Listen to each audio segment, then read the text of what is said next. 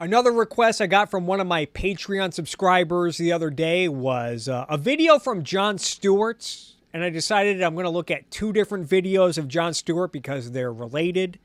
This is Jon Stewart's new show on Apple TV Plus called The Problem with Jon Stewart, and I agree, Jon Stewart is kind of a problem. On YouTube, this channel has over 1 million subscribers. This first video we're going to look at has over 800,000 views, titled, "Why Are Working People Blamed for Inflation?" Who the fuck is blaming inflation on working people? I don't know. I feel like I pay a lot of attention to economic issues and rhetoric from both the left and the right, and I don't recall anyone blaming inflation on working people. I haven't seen it. But maybe Jon Stewart is going to show us some of these receipts. Let's check it out. Tonight, we are going to be discussing inflation.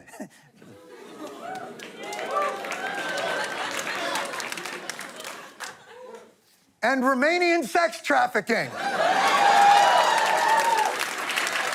Inflation. Rising prices and its effect on the overall economy. Huh? You might want to wake the kids. It's going to be a burner, baby. Prices are up about 6% from last year. And as usual, one group is bearing the brunt. Working families, clobbered by inflation. Means people can't afford groceries, toiletries, other goods necessary to provide for their families. They're not even going for medical treatments that they need because they need the money to pay the gas bill. It falls most heavily on working folks, middle income, blue collar, hard hats, lower middle income. Grease goblins, mid-lower income, unwashed masses, lower, middle income, the Irish. That's who it falls on. Yeah. All right, where are the receipts, John? It sucks that inflation makes it harder for the working class because I want to see these bozos who are blaming working people for inflation. I want to see it. Pre-inflation, 66% of Americans were already just living paycheck to paycheck. What's interesting about this, if you notice, he sources Lending Club from 2020. And I looked into this, and I think this data is already out of date because this same source put up an article just last month or 2 months ago about how that number is down to 60%.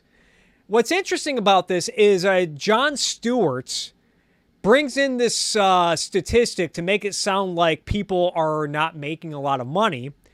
But if you read the source, it talks about how this even impacts high-income consumers, saying as of January 2023, 60% of U.S. adults, including more than 4 in 10 high-income consumers, live paycheck to paycheck. So this is not really about whether or not people are making enough money. I think this is probably more to do about people not managing their finances well, making decisions that lead them to working paycheck to paycheck. I just saw a clip a few weeks ago of Dave Ramsey, this viral clip of him talking to a woman over the phone who was talking about how her and her husband are high-income earners. They're both well-educated professionals, and they're both underwater on debts. So I don't think this statistic really makes the point that Jon Stewart thinks it does. With no cushion for a health crisis, or a job loss, or a charcuterie board for your MILF Manor watch parties. But fear not, working class. See, right there, he pivots to the working class when, again, the same source says that this impacts high-income, almost half of high-income earners as well. America's most treasured and politically convenient demographic. Chairman of the Federal Reserve, Jerome Powell, has heard the call. It's clearly time to raise interest rates. Yes! Inflation is bringing pain to ordinary households. So this is an action we must take. Higher interest rates will bring down inflation. They will also bring some pain to households. Hey, you know what might help you kick in the nuts? A nut kick.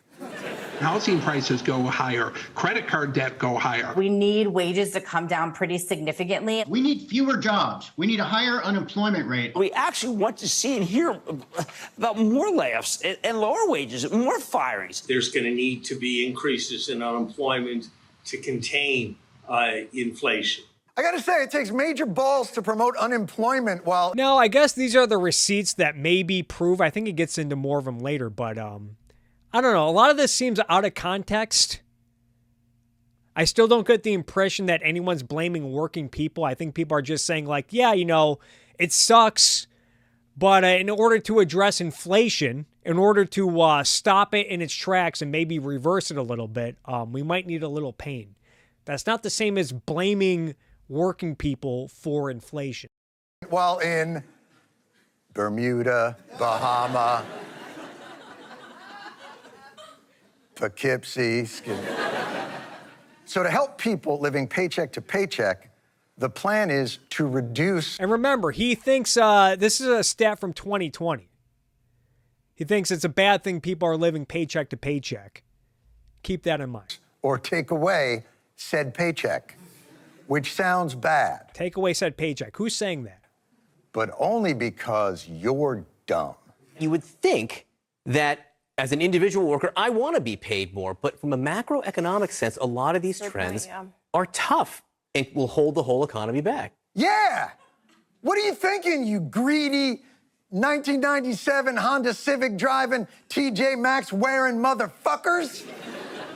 Remember when the world shut down and they sent you a check so as not to have you die? This is your fault. Who's saying that? The root cause of spiking inflation is the COVID-19 relief package. We're all paying the price for having overstimulated this economy during the pandemic and putting too much money into people's pockets. They're in some of the best financial shape they've ever been, and the result is that demand is outstripping supply a little bit. We have to act. Americans are starting to have enough. They're starting to have enough, but they also live paycheck to paycheck as of 2020. Like, none of this makes sense. But not to worry. If inflicting pain on already suffering workers is a little microeconomic for you, there's a macroeconomic way to explain it.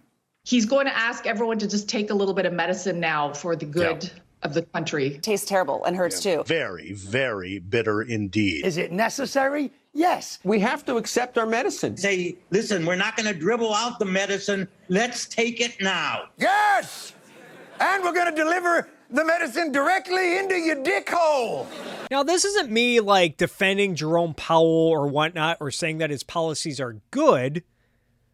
But as Jon Stewart, did he think that these COVID economic policies, did he think that locking down the economy, thereby restricting production, while also dropping ungodly amounts of money into the economy, did he think that that was not going to have any consequences like inflation? If he thinks you can just print trillions of dollars and send it into the economy with no consequences like inflation, why not just cut all taxes?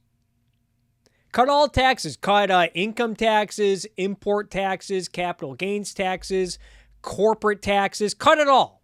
Reduce all taxes to zero. In fact, just why even work anymore? Who needs to work? The government can just print trillions of dollars and send you a check every week, every month, and there won't be a problem. But instead of taking responsibility for the policies that I think he clearly likes and thought were good, you know, even John Oliver is not this dishonest. Recall last year I did a stream where I reacted to John Oliver's segment on inflation. Did not entirely agree with all of it, but I appreciated that John Oliver was at least honest enough to say that, yeah, maybe the stimulus packages and the relief packages, maybe it is at least partly, if not largely, to blame for the inflation we're experiencing now. But the alternative would have been a lot worse. I've seen other people like the YouTuber Short Fat Otaku make this similar point. I don't necessarily agree with that. I think it sets up somewhat of a false dichotomy, and I've talked about that video before too, but at least they're honest enough to admit that the policies that they championed is at least partly responsible for inflation. Whereas Jon Stewart, instead of accepting any sort of responsibility, he tries to make it sound like people are blaming working people when I really don't get that impression. I think they're blaming the politicians and the economic policies, not the people who received the money. And this is the video that I actually got a request to look at. The person who sent this to me on Patreon said, get a load of all these economic fallacies from this discussion, where they continue to talk about inflation and how it punishes workers. Yeah, I think the poor and the working class, so to speak, are impacted most by inflation. I think a lot of people get caught up in making this point that inflation is actually good for richer people, people who own assets like property and stocks because the value goes up.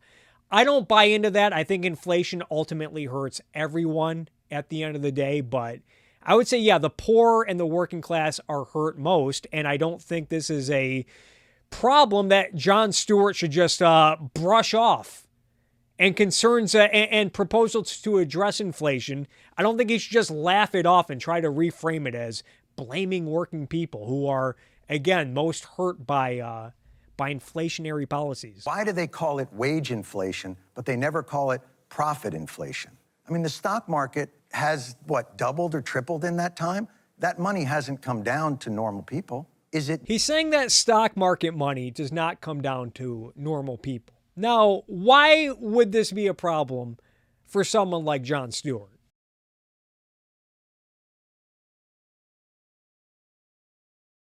If you ever watched Jon Stewart talk about a case like Enron, he was making a big fuss about how, you know who this hurt a lot were people who worked for Enron. A lot of these people were encouraged to put their money, their 401k money into Enron. A lot of day traders and investors were encouraged to buy Enron as if it was a safe bet. I think even Lehman Brothers was one of these institutions that was calling Enron a safe bet. Or if you watch his conspiracy nuttery on the GameStop saga, he did a few episodes about GameStop where he spread the conspiracy theory that all these GameStop day traders who were trying to get rich off the GameStop craze, a lot of people who were day traders, some of whom were putting their life savings or borrowing money to try to get rich quick off GameStop, and then big evil hedge fund Citadel, who I guess controlled Robinhood and all the other brokerage firms and services, just got on the phone and told everyone to halt the trades, to really put the squeeze, to put the brakes on people making money. So in those instances, the stock market definitely impacts people who, the working class and the poor, people who might invest their money in a lot of these stocks. And I did a little research on this. According to the Federal Reserve, because often when people see this kind of buffoonery from idiots like Jon Stewart, a lot of people often bring up the issue of retirement accounts and the fact that the stock market does, quote unquote, trickle down to average Joes, people who invest in the stock market. And I've even heard people like Secular Talk, Kyle Kulinski, say stuff like, oh, who cares if the stock market is good when like the top 10 or 20% own 80% of the stocks or some stat like that. But according to the Federal Reserve, it looks like even young people, workers from age 18 to 29, I guess 62% of people have some form of retirement savings. 30%, not 1%, not the top 1%, not the top 10% of millennials or whatever, or people aged 18 to 29. 30% have money in savings and they feel like they are on track. Ages 30 to 44, 75% have some form of retirement savings, almost 40% of which are on track. And you just go down the line. It seems like a lot of Americans, a lot of quote-unquote working class Americans have money in savings and retirement. So Jon Stewart is just full of shit when he suggests that the health of the stock market does not help, does not matter to people in the lower and quote-unquote working class. And it undermines his fame for concern whenever he talks about GameStop or Enron. On top of that, I think he's wrong to say that people don't talk about the fact that oftentimes stocks are inflated and overvalued. I remember this was a big talking point amongst the right sometime before I don't know, November 2016, February 2017, a lot of people on the right, when they heard these arguments from Obama and Obama's cheerleaders about how wonderful the stock market was doing, and Republicans, hey, Democrats are great for the economy. Look at the booming stock market under President Obama. And I remember a lot of people on the right, they were saying, yeah, well, a lot of those stocks might be inflated because of QE and this and that, and it's probably due for a correction, so I wouldn't spike the football yet. So again, overall, Jon Stewart is just full of shit. Is it just that we're just very comfortable with that as the status quo? Yeah, I think we have to think about the idea that there's not a perfect economy, but there is an economy. What? Right. Sir? Right. But there are a series of choices that we make, and they have results. And there's a real trade-off between what's good for capital and what's good for labor. It's a false dichotomy. Why is there a dichotomy between labor and capital? In my opinion, labor and capital can both benefit at the same time, and they can both lose at the same time. If you don't believe me, just look at an event called the Great Depression, which started with a stock market crash, which triggered a Great Depression where a lot of poor and working class Americans suffered. And it's not like the stock market and Wall Street and big banks were doing just fine. It's not like they were rolling in money during the 1930s. So this is clearly a false dichotomy. You could argue over the course of... And when does the what's good for labor part kick in? Yeah, I think that's the real difficulty, is that the decisions we do make over and over again tend to be better for capital. Tend to be better for capital. Than they are for working people. When we talk about raising interest rates, whether that's needed or not, we know that there are downside impacts. The downside impacts is that economic growth is reduced. People lose their jobs. Those people who lose their jobs are at the lower end of the economy. Now, you want to talk about raising interest rates and whether or not it's good for capital and bad for workers. Maybe it is bad for workers in a lot of ways. But can anyone think of a certain event where raising interest rates was not so good for certain players in the world of capital? I don't know, this story about a bank, I think it was in Silicon Valley, and it was something about how they invested a lot of their depositors' money into stuff like U.S. Treasury bonds, and when interest rates were increased, it put them in a difficult position and made them unable to honor their depositors. And I don't know, if anyone can refresh my memory on that. But I guess what's good for capital is bad for labor and vice versa, whatever. The economic spectrum. So there are a lot of challenges and risks involved with the decisions we've made. The catch here is if you don't raise interest rates when you need to, then inflation goes up, and everybody wants higher interest rates for mortgages and everything because they want to be compensated for inflation. Here's what the workers have suffered. Automation has taken their jobs. Globalization has taken their jobs. Regulations have been removed. And speaking of Tucker Carlson getting fired, a lot of people were saying, hey, remember when Jon Stewart really owned Tucker Carlson on Crossfire? Yet I'm over here watching shit like this thinking, what's really the difference between Jon Stewart and Tucker Carlson? This sounds like something you would hear on Tucker Carlson's dumb show on Fox News. They want to be compensated for inflation. Here's what the workers have suffered. Automation has taken their jobs. Globalization has taken their jobs. Regulations have been removed. What regulation? Union power has dissolved. So it's been one erosion after another of their power. They finally get a little bit of a foothold, and immediately the Fed says, we got to put a stop to this. Yeah, I mean, the inflation hawks, we may not be giving them enough credit. I mean, I think the viewpoint is much more dangerous than just their... Inflation hawks are dangerous. Inflation hawks were proven right, if anything. The inflation hawks were freaking out about all this COVID money, and they were just, oh, well, you just don't care about the poor, you don't care about the working class, this and that, and you just want people to suffer, and it's just like, well, there's going to be a consequence. We're going to have to pay for this somehow. But I guess they're dangerous, according to Lindsay Owens. Our cures for inflation, right? Their diagnosis is also a problem. The prescription is obliterate the labor market. We don't want that. But the diagnosis is Americans have it too well off. And that my solution would be freeing up the economy. Means Nothing else. And that's driving, and then they're going to want more, and we can't have that. Right, and these are the same folks who are going to oppose student debt cancellation because we can't put another dollar in Americans' pockets because, oh no, that will increase inflation. And who does student loan debt cancellation, at least what's being currently proposed and attempted by the Biden administration? If you read any measure, it overwhelmingly helps out the upper middle class and upper classes of society. People like doctors, lawyers, other high-earning professionals. Meanwhile, Americans who never went to college are going to be stuck with any inflationary impacts of student loan debt relief. Not to mention, government intervention in student loans has been inflationary for the last 50 years, as reflected through sky-high tuition and other college costs. Is a permanent underclass a necessity for American capitalism? Now, this is a silly question. Is an underclass necessary for American capitalism?